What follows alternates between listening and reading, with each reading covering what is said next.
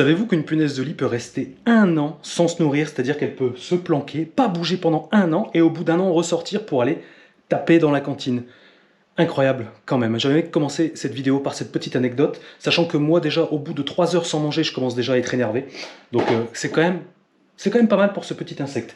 Vous avez sans doute reconnu les lieux. On était venu il n'y a pas si longtemps que ça, il y a environ peut-être 3 semaines, un mois, pour des problèmes de punaises de lit. On avait d'ailleurs trouvé au niveau des sommiers, etc. Il y a un phénomène, il y a un nouveau phénomène qui est arrivé, c'est que la maman est en paix, d'accord, elle est vraiment tranquille au niveau des piqûres, ça s'est vraiment énormément bien calmé. Le papa également, lui, il n'avait jamais été embêté. Néanmoins maintenant, c'est le bébé. Donc là, c'est la corde sensible. Il y a des punaises de lit qui piquent le bébé. Donc bien évidemment, on va agir. Hein.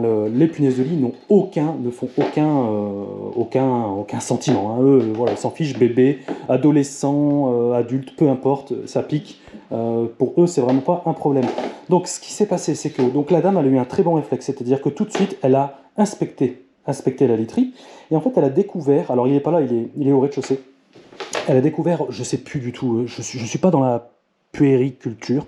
C'est un machin, alors dites-moi en commentaire, voilà, si vous avez des bébés en ce moment, ça fait une sorte de boudin, comme ça fait un boudin, comme ça, là, et en fait on met le bébé au milieu, voilà. Et en fait ce qui s'est passé, c'est que les punaises de lit étaient toutes dans les coutures, alors que au préalable, la première fois que je suis venu, il n'y avait absolument rien. On avait tout retourné le lit, j'avais regardé partout, il n'y avait absolument rien. Également, sur mes conseils, ce qu'ils ont fait, c'est que là, ici, là, au niveau des plaintes, d'ailleurs, faites-le aussi, au niveau des plaintes, ils ont mis un joint de silicone transparent. Bravo monsieur, c'est du beau travail, parce que là, c'est vraiment bien étanche, ça évite quoi? Oui, j'écoute, oui.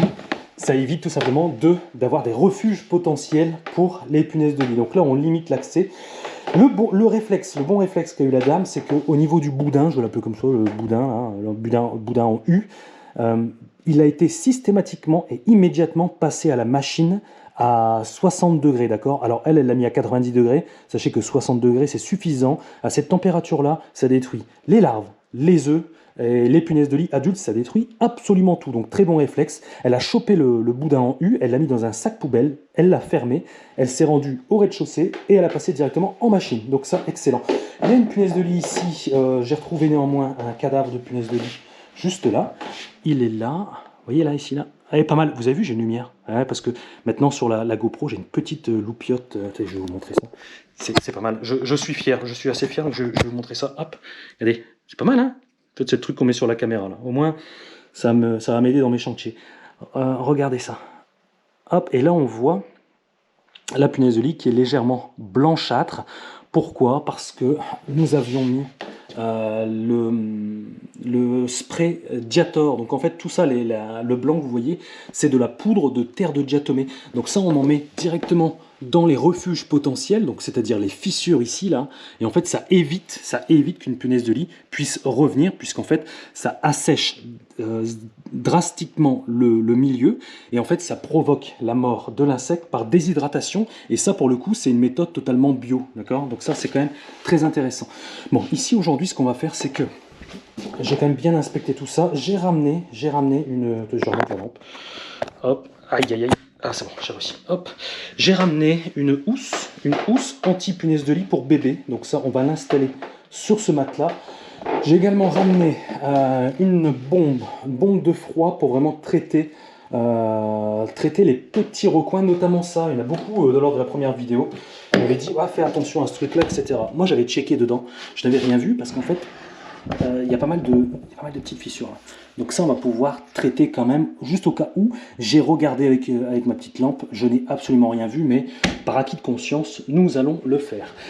Très bien, donc là vous avez vu, aujourd'hui on est vraiment typiquement sur du bio, parce que il y a un bébé. Néanmoins je vais finir cette vidéo par ce que j'ai jamais fait en vidéo, je vous ai jamais montré, le déclenchement d'un fumigène, d'accord, RCI.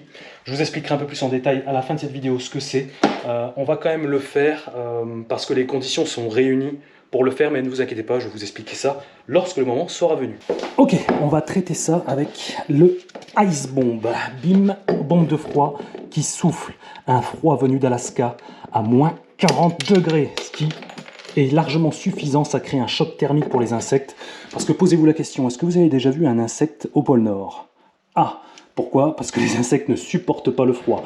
Très concrètement, c'est ça. Donc là, si je leur mets un moins 40 degrés dans la tronche, alors que dans cette pièce-ci, on a une température ambiante que j'estime à environ 17-18 degrés, ce qu'on trouve dans les maisons, et bien là, ça va leur faire mal. Regardez un petit peu ce que ça donne. Ah, en gros, c'était ça, quoi. Voilà. Alors ça, vous amusez pas, vous en foutre sur la main, moins 40 degrés, le froid brûle. Je sais que ça peut paraître bizarre, mais bien évidemment, le froid brûle. Alors ici, on va mettre, j'ai ma petite canule d'application qui va me permettre d'y aller, hop, et en même temps, waouh, c'est un drôle d'effet. Hop, ah, olé, ouh, il est puissant ce spray. Ah. Voilà, alors là, je peux vous dire, s'il y a des insectes dedans, c'est terminé. Alors là, vous inquiétez pas, c'est mouillé, ça sèche instantanément, vous voyez. Hop. Ah, il est plus. J'ai l'impression qu'il est plus. Le ice bomb, il est plus puissant que le cryo. Parce qu'avant, j'avais laissé une bombe pour eux ici. Ouais, le cryo, d'ailleurs, elle est à moitié vide. J'ai l'impression que. Ah, mais elle est vide celle-là. Ah, elle est vide. J'ai l'impression que celle-là, elle a plus de peps. Hop, et puis sûr. Donc ça, c'est un procédé purement mécanique. Il n'y a pas de, pour l'instant, il n'y a pas du tout d'insecticide. Regardez, je mets ma main dessus, je m'en fous. Voilà. Hop. Olé. Ça c'est bon. Alors. Et puis après, bah, vous regardez et puis vous faites ça sur toutes les fissures. Ici, je ne vais pas le faire parce que j'ai privilégié plutôt le Jator. Pourquoi le Jator? Parce qu'il y a une rémanence. Là, qu'est-ce que la rémanence, Mickaël? Bien évidemment, ça, il n'y a pas de rémanence. C'est du one shot. Je tue, boum, une fois. Une fois que j'ai appliqué le produit, par exemple, je le mets là, hein, peu importe, vous voyez, je fais ça. Une fois que j'ai fait ça, l'action disparaît. Ok? C'est-à-dire que là, il y a un insecte qui sort, qui vient ici. Je ne l'ai pas. Par contre, le Jator, il reste en place. Vous voyez, ça fait une poudre. Et regardez, vraiment pour montrer que c'est bio, regardez. Voilà, je mets mon doigt dessus. Ça fait un peu comme un aspect farineux. Vous voyez? Voilà. Bon, allez pas le foutre dans votre bouche non plus, mais ça c'est de la, comment ça s'appelle, c'est issu de carrière en fait, c'est une terre naturelle, hein, c'est de la terre de Jatomé, c'est 100% naturel. Il y a juste, prévoyez de mettre un masque lorsque vous mettez le spray, tout simplement parce que ça peut être un peu volatile et ça peut perturber les voies respiratoires. Mais voilà, c'est uniquement pendant l'utilisation. Après, vous voyez ici, regardez-moi. Je vous mens pas, j'ai rien du tout parce que je ne l'applique pas. Ok, let's go. Donc ça, on est bon, on est bon, on est bon, on est bon, on est bon, on est bon. On va se faire la housse anti-punaise de lit. Et ensuite, on va terminer par le déclenchement d'un aérosol à vidange intégral, dit pour le grand public fumigène. Allez, c'est l'instant puériculture. Voilà, on va installer ensemble la housse anti-punaise de lit, modèle bébé, nourrisson, okay, parce qu'ils sont pas fichus comme nous, ils n'ont pas les mêmes matelas. Alors, hop, on va sortir, hop, voilà, je vais sortir ça, le matelas concerné, j'écarte ce qui s'apparente à un landau. Je ne suis vraiment pas du tout familier avec le vocabulaire de la puériculture. Voilà. En même temps, chacun son métier. Hop, je vais l'installer, donc ça c'est une housse anti-punaise de lit, également, elle est anti-acarien, on appelle également hypoallergénique, parce qu'il faut que je rassure les mamans dans cette vidéo, parce qu'ils vont se dire attention, on ne sait jamais. Hypoallergénique, anti-acarien et surtout anti-punaise de lit. Et bien évidemment, ce type de housse, vous pouvez la laver à 60 degrés, ça passe nickel. Et elle a, vous voyez le petit machin là, le petit truc, on dirait un hiéroglyphe chinois. Ce truc-là, en gros, c'est un système breveté au niveau de la couture qui garantit que les punaises de lit ne peuvent absolument pas pénétrer à l'intérieur de la housse. C'est un système, on appelle ça zip and click. Hein, voilà, zip and click. On le retrouve notamment sur les marques aussi les marques mince, Clean Rest. Ouais, Clean Rest. Surtout faites attention parce que les housses anti-punaises de lit, c'est comme tout, d'accord? Il y a du pas cher, il y a un peu plus cher, mais sachez que lorsque vous prenez du pas cher, vérifiez bien qu'il y a bien le système zip and click breveté, sinon c'est un truc bidon que vous trouvez à 5 balles dans les grandes surfaces. Voilà. Bon, alors là, c'est pas mon truc. Vous pouvez rigoler, je suis pas susceptible, c'est pas mon délire du tout ça. Mais, alors. Moi j'avais... Ah c'est bon, bah voilà, mais si ça va. Hop. C'est bon. Ça, j'aime pas du tout faire les lits. Enfin, à mon avis, il n'y a personne qui aime bien. Et quand j'étais plus jeune, il y a longtemps, j'étais en J'ai passé un petit moment en internat. Et en fait, pour pas refaire mon lit, tellement j'étais une feignasse, je mettais directement une couette. Voilà, j'avais une couette, pas forcément des draps et tout, j'avais juste une couette. Comme ça, j'arrivais le matin, clac, je la repliais, je la mettais au bout du lit. Allez, c'est fait, on passe au suivant. Bon, voilà. Alors, elle est un petit peu trop grande par rapport à la taille du matelas. Ça, j'en conviens. Mais bon, néanmoins, là, c'est protégé.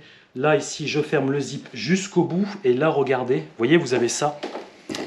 Il y a un petit crochet là. Et bien, en fait, ce crochet, vous allez le venir, crocheter le zip. Alors, attendez, je vais vous le faire. Hop, voilà. En gros, ça marche comme ça. Voilà, il faut le mettre comme ça. Là, ça vous garantit vraiment que le zip est sous tension et que là, la fermeture ne peut en aucun cas s'ouvrir. Et c'est ça qu'on veut, c'est ça qui est beau. Hop, je replie comme ça. Et puis, je vais le dire aussi, ça, la housse anti-punaise de lit, made in France, Cocorico, voilà, pour une fois, je ne vais pas m'en priver. Venez ici, hop, voilà, c'est installé. Voilà. Après, vous faites un beau truc hein, pour votre bébé, hein, vous faites un truc propre. Voilà, mettez un petit doudou, hop, petit bisou, et puis c'est bon. Voilà, au moins là, le matelas, il est protégé, ça me garantit vraiment qu'il n'y a aucune punaise de lit qui peut pénétrer le matelas, parce que je sais que lors de mes interventions, quand je fais notamment des grands matelas comme ça, hein, grands matelas pour adultes, hein, il y a certaines personnes qui jettent carrément leur matelas. Et quand on voit le prix de certains matelas, un matelas, vraiment un bon matelas, je crois que c'est...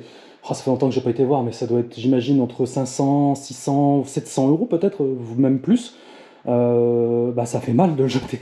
Ça fait mal de le jeter. Au moins, prévention, vous mettez une housse dessus, vous êtes garanti à vie que vous n'aurez jamais une punaise de lit qui va se foutre là, dans les coutures, et foutre en l'air votre matelas.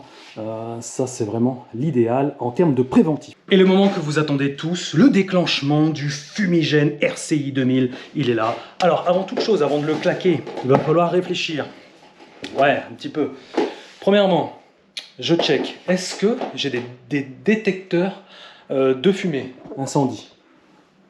Non, non, non, non, non, non, non, non, non, non, non. RAS, bien évidemment, si vous en avez, enlevez la pile parce que ça va faire sonner le détecteur. Ensuite, je me munis d'une petite coupelle ou d'un support. Au centre de la pièce, un petit carton. Pourquoi? Pourquoi? Il y a toujours... Je ne fais jamais rien au hasard. Pourquoi? Parce que lorsque vous allez déclencher ce type de produit-là, si je le mets sur un parquet comme ça, le problème c'est que, de toute façon vous allez voir les images, je vais le déclencher, je vais vous laisser avec les images pour que vous voyez un peu comment ça dégage le produit. Alors, en gros, là ça va déclencher comme ça, donc là on va avoir vraiment des micro gouttelettes qui vont se propager comme ça, ok, absolument partout, et au bout d'un moment, quand ça sera quasiment vide, forcément, la puissance du spray va diminuer et en fait, ça va venir et il se peut qu'il y ait des coulures. Donc en fait, ça va couler. Un peu comme quand vous prenez un apéro, par exemple, voilà, ou un café, vous posez sur une table en verre et ensuite vous retirez, ça fait une trace comme ça. Et bien en fait, c'est tout simplement pour éviter ça. Tout ce blabla pour dire ça. Je sais que des fois, je devrais être plus concis, mais je tiens vraiment à vous expliquer absolument tout parce que ces conseils-là, il n'y a que moi qui vous les donne quand on y pense. Et vous me remercierez. Donc je mets...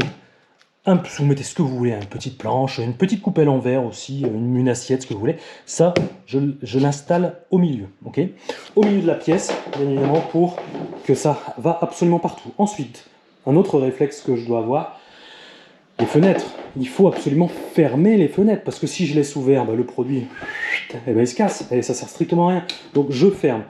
Ensuite, si vous avez de la penderie, donc, il se peut, bon là moi j'ai checké, il n'y en a pas, ok, il n'y a pas de punaise de lit là-dedans, mais des fois ça peut arriver qu'il y en ait. Donc en gros c'est simple, hein. Bon, je ne vais pas filmer parce qu'il y a du linge dedans, c'est personnel. En gros, vous laissez ouvert pour que le produit va également dedans. Ne vous inquiétez pas pour les habits, ça ne tâche pas, ça ne fait absolument rien. Et le produit n'est absolument pas dangereux lorsqu'il est complètement sec. Ça, vous devez l'intégrer. C'est uniquement ce motif-là. Donc là, je suis au milieu. En termes de mètres carrés, on est combien là-dessus là, parce que je ne connais pas tout. Hein. Là, on est sur... Un diffuseur suffit pour traiter une surface au sol de 50 mètres carrés. Ici, on est largement bon. Ok, ça, c'est bon. Punaise de lit. Et il y a aussi, dans ce produit-là, le RCI, il y a un régulateur de croissance. Donc ça, c'est pas mal. En fait, ça permet de stopper, comme ça se dit, hein, de stopper la croissance des insectes. Donc en gros, si l'insecte est au stade larvaire, il ne pourra pas devenir au stade adulte. Donc c'est très intéressant aussi ce type de produit-là. Voilà, ça on est bon. Et ben on va le faire péter. Allez, c'est parti.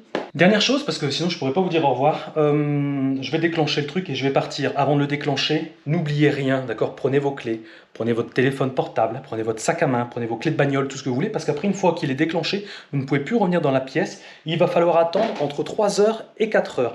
Au bout de 3 heures et 4 heures, par exemple là je prends mon exemple, aujourd'hui il est midi tout pile, et bien pour l'heure du goûter, je sais que je vais pouvoir revenir et le premier réflexe que je vais avoir c'est de ouvrir les ouvrants, hein. Donc là j'ouvre, j'aère et vous pouvez aérer pendant 30 minutes, 40 minutes, c'est largement suffisant. Il y a une légère odeur, d'accord, je ne vais pas vous mentir, une légère odeur, mais c'est pas non plus des odeurs de lac de peinture où vraiment ça vous fait tourner la tête et tout, on n'en est pas du tout, mais absolument pas du tout à ce stade-là. C'est très léger, vous ouvrez et ensuite une fois que la pièce est bien aérée, vous pouvez refermer et vous pouvez redormir dans votre chambre parce que sinon voilà. Par contre, faites pas un fumigène à 18 h du soir, à 18 h, ça paraît logique, mais je préfère le dire. Bon, sur ce, je vais vous laisser avec le fumigène, moi je vais conclure là-dessus. N'hésitez pas à vous abonner si le cœur vous en dit, n'hésitez pas également à me poser des questions, si vous avez des problèmes de punaise de lit, allez-y, j'essaie de répondre un maximum à tout le monde. Et quant à moi, je vous dis à très bientôt, je fais péter le bordel, et je vous dis à bientôt. Ciao tout le monde. Déclenchement. J'allais sortir une connerie. Bon, déclenchement du fumigène. J'arrête, je suis fatigué aujourd'hui. Bon. Il y a un petit bouton pressoir là, vous le voyez? Il suffit juste d'appuyer à fond dessus, vous allez entendre clac, et là ça se diffuse. Alors, moi je pars là-bas, donc je vais me mettre de côté parce que j'ai pas envie de me prendre ça dans le nez. Hop, vous le posez ici, et puis là, alors, et ben il suffit d'appuyer là, à fond, et puis ça va sortir. Attention, après je me casse. Hein. Attention, 1, 2, 3, c'est parti, ciao tout le monde.